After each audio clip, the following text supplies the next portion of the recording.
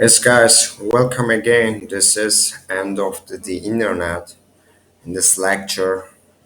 So we'll solve problems about everything on the internet, like so about all topics. Okay, exactly. So let's get started. We have 11 question, and this is from Khan Academy. I didn't work and I didn't process on Figma. This all information from there. Just I'm clarifying. I'm educator. Just explaining you how you can understand better these things. Like okay. So let's start the internet unit test.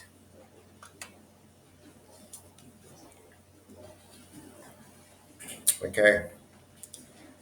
Let's start. Which of the following is the best description of an IP address? An email address that identifies the owner of a domain name. Let's come down.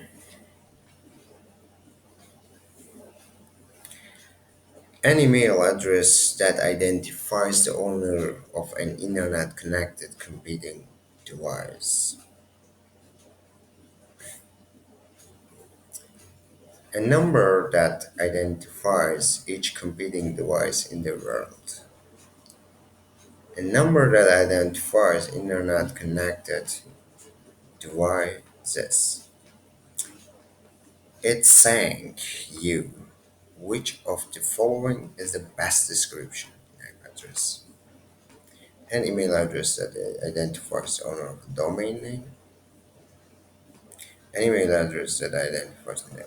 A number that identifies each computing device in the world. A number that identifies internet connected devices. The thing.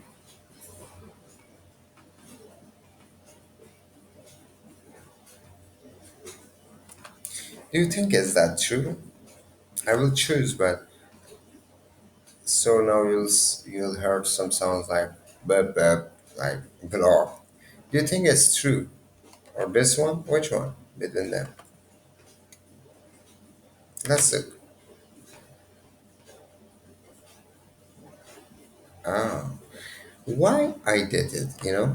Just read it. An IP address identifies each device that is part of the internet. This is the point. It does not identify every device. It's part of the internet. Look, part of the internet. Okay? The point here. So, devices in the world, and not all devices are connected to the internet. Internet connected devices. Did you see why I showed you? Because look, it's saying here what? It's like IP addresses identifies each device that is part of the internet. It's part of the internet, okay? It's not part of the connecting device, like something like that. An IP address is a unique number. I told you we have IP4, IPv6, IPv6, so that they are helping us, which is domain name for whom readable. Well, you know all, but it's all about part of internet. So IP address part of the internet. Okay, it's domain point. Internet routing is designed to be fault tolerant. What implication does that have for internet's performance during a natural disaster? Okay, let's check it. A natural disaster can never bring down the internet because there will be always enough roads available. No, the internet keep routing messages as long as enough roads stay available, but it could be brought down entirely. You think it's that? Internet can be switched over to emergency network routes, which cannot be brought down. If a natural disaster happens, the internet will activate more routes in order to send emergency messages faster. No, the point here, everything is close to each other, but I will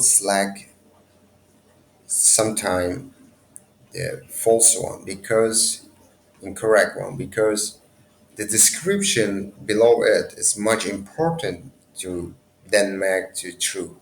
So the internet keep routing messages as long as enough routes stay available, but it could be brought down entirely. That's true.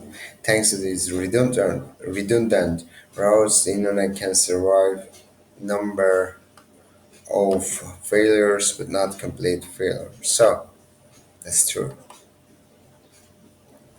Imagine that you wanted to build a directory that listed the contents of the World Wide Web. What type of item would each listing be? Oh, listing be. So imagine that you want to build a directory that listed the contents of the World Wide Web. What do you think?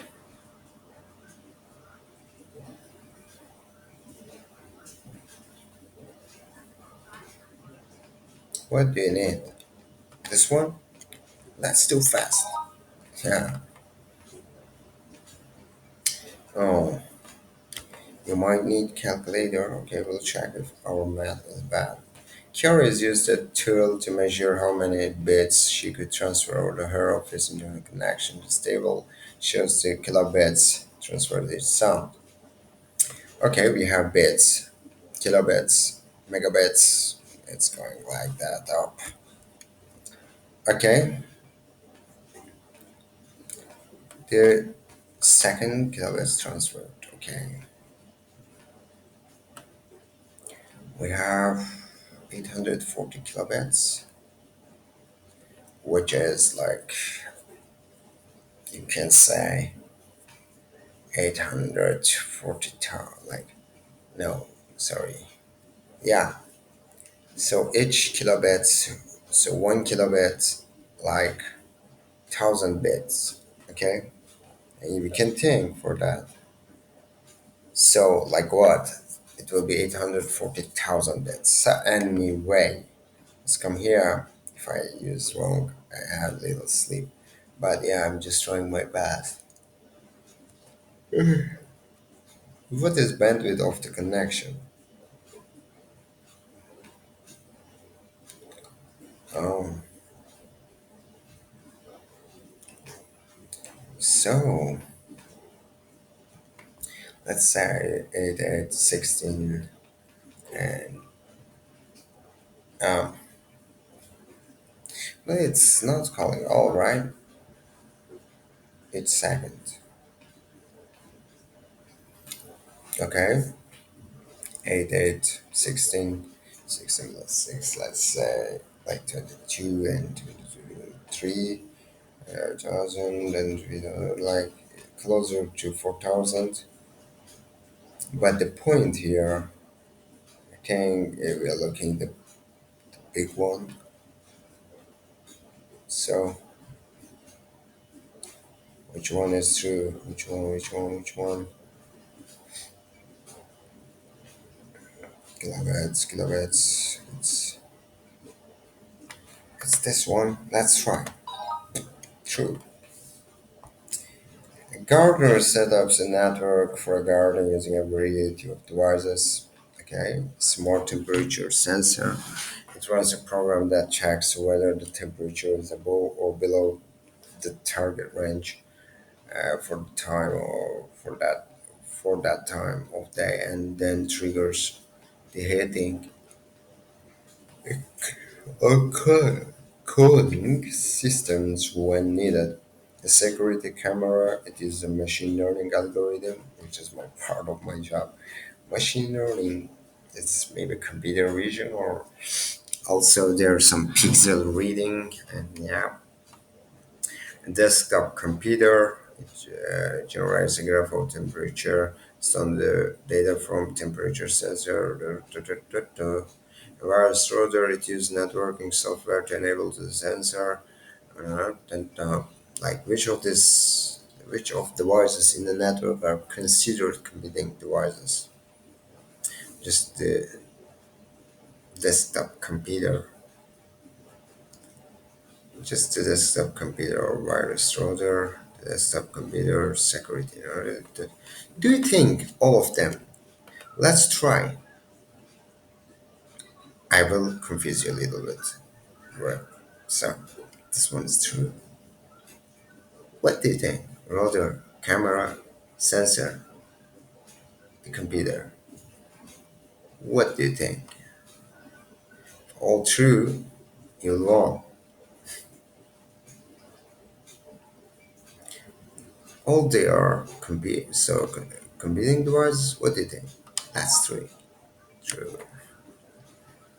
Which of this is not protocol that powers the internet? That's that powers the internet, not a protocol. What is that? No. HTTP Hypertext Transfer Protocol, TCP Transmission Control Protocol, UDP User Data Protocol, Datagram Protocol, IP Internet Protocol, MFAs, something that like multi-factor authentication.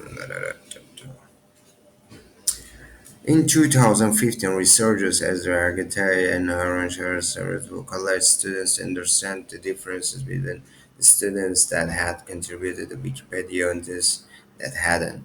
So the surveys asked for their demographic information, their self-rating, the internet skills levels, and their experience with contributing to Wikipedia.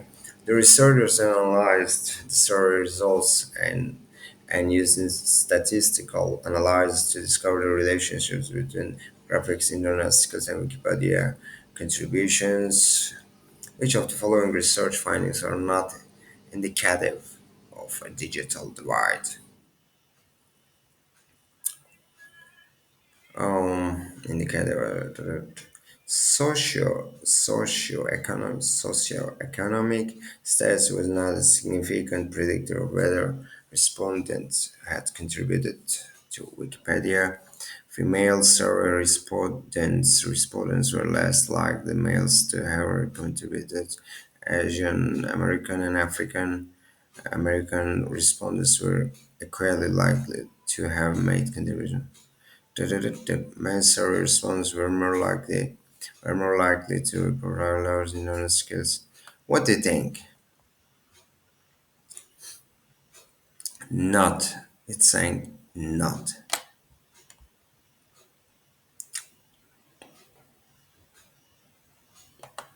Do you think this one or this one? Let's try. If I made wrong, so don't worry. I know the answer, but just I'm just trying to explain. Because the description will be here. Let's look if it is true. No, no. Why? Oh, the description is where? This one?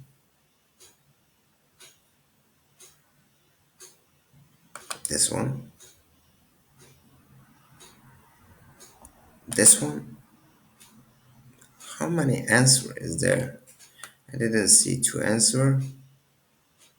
Okay. This is three answer. This? No. Look, oh, it's okay right now. Just I was trying to explain you these things. Female survey respondents were less likely the males. This describes the digital divide, a difference between groups of people in their ability to access and utilize digital technology. It's not exactly about digital drive. So divide like not indicative of a digital divide. The first one, so the second I selected socioeconomic status as predictor of whether respondents and had contributed of fame. So this describes equal ability to use digital technology independent of socioeconomic status. It does not suggest a digital divide, right? So let's look. This one is true. Yes. This describes equal ability to use digital technology independent of race, so it's not such a digital divide. Yeah, this is the answer. Okay, with the first one. I hope you're reading these points, okay? This is much important. Also read this because first you need to check false things. What is this false? Then you can understand what's going on. What is the job of a router during the process of routing on the internet? What is the job of router? The router's job to look up destination IP address to their forwarding table, determine the next router that will get to very close to destination and send the package to the router. That's true. Exactly, that's true. So the Internet Protocol IP includes a rule that each message must include a source IP address and a destination IP address. What are the likely consequences of a computer sending a message that does not follow the IP rule? Message that does not follow IP rule. So okay, the computer will be put on block list and not permitted to send future messages over the internet for a period of time. The message might not travel over the internet or arrive at its destination at all. The message will still travel over the internet, but the contents of the message will be censored. So, each message must include the source IP address and destination IP address. What do you think?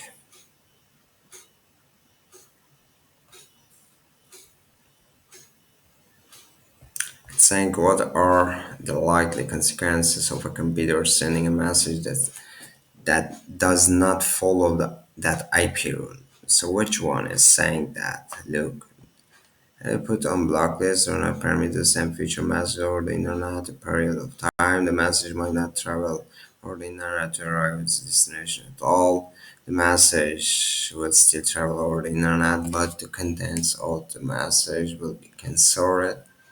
Let's try step by step false answers. Let's go. Start. There is no block list for computers that fail to follow IP rules here. If a computer does not follow the addressing rules of the IP when sending data, then the data will likely fail to arrive at its destination simply due to confusion along the way. Which is the point here, IP helping you to send your message to another side. So there is some unique identity, okay? This is your unique identity. Let's look two, what it will be. The IP rules exist so that two computers can successfully it sends messages to each other, the internet. So or the internet. If a computer fails to follow the addressing rules when sending a message, it is most likely the case the message will not make it a destination due to confusion along the way. Also look for that. So I just yeah, there's no explicit punishment mechanism. We are calling for three. So this one, and the contents will message will be censored for that. It's saying there is no explicit punishment mechanism such as censorship for attempting to send it, something like that. There is no block list for computers that fail to follow calling for one and two together. It's also not that. So there's no explicit saying that. So let's look here. But Bat sends an instant message to her friend Mille over the internet. Okay. Their computers use the TCP/IP transmission control protocol and IP together working. So TCP living in IP to communicate. Okay, what's the best description of how Bat's computer sends the message? Bat's computer splits the message into packages and sends them all to her home router. That router sends each packet to Mill's computer. Uh, Mill's computer as fast as it can without waiting for a response from Mitchell computer. Do you think this one is true? Bat's computer creates two packets, one with the message and the other with the metadata. It first sends along the actual message and sends along the metadata. Best computer splits the master into packets is the three-way handshake. With the Mills computer established the connection that sends each packet to Mills' home router. Do you think is this one true? Yeah. What is that? A game development company launched a multiplayer online racing game. The number of players increased from 0 to 1,000, so 10,000 in 30 minutes. Oh, this big increase. They're launching. Okay, it's coming crazy. For their racing time, it's important that the players experience of latency, where latency is the amount of time it takes for players' requests for processed by the servers. Which of these charts is most like what game companies should expect if the servers are scaling well? Uh, okay. This one is true. What do you think? Yeah, it have to watch always same point. So the chart shows the latency we're varying with the over time between high and low latency when considered the combination of what the chart. It's finished. This is our final point. The next topic or subject will be programming. We're starting for programming part. After programming, we will learn algorithm. After algorithm, we'll start to learn new programming language. You will learn Python or JavaScript or another programming language. But first, you should understand basic of computer science, fundamentals of computer science. Then you can understand what's going on background, like what's going on in each time you're trying things there. It will be good. That's done. Thank you so much for joining. See you later. So I want to see you very soon in the programming part. You will be very happy there because you will understand how to program things. It will make you too much happy. Don't worry about that. After that, you'll learn also algorithms, and in algorithms part, you'll understand how to make things shortly, like how to program some codes. So I have to code something very short, which as we will see there, some easy way to calculate things like with the if else conditions for while and other loops, and this all stuffs we will use there. Little bit magic math and logic skills and pseudocodes and all this stuff we'll saw there. So I'll saw there with you. So see you guys. Thank you so much. This is end of the course about the internet. Thank you. Have a good day.